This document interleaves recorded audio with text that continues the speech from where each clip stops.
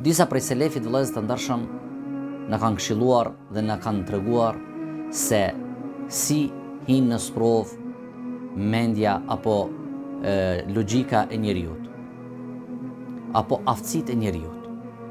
Në 3 gjëra kuptohet aftësia e njeriut, apo mençuria e një njeriut, një burri të shnosh.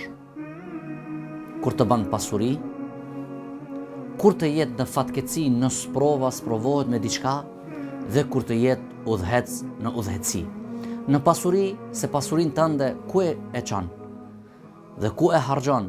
A e harxhon aty ku është i kënaqur Allahu apo jo? Në musibet apo fatkeqësi, në sprova është se a do të qëndrosh, do të bësh sabër dhe do ta falenderojsh Allahun subhanahu wa taala që nuk je sprovuar më shumë se kjo që të ka çelluar, dhe në udhëheci se a do të jesh i drejtë dhe a do të punojsh ashtu si na ka urdhëruar Allahu dhe pejgamberi alayhi salatu wassalam. Këtu, në këto 3 raste, sprovohet aftësia e njeriut dhe mençuria e njeriut.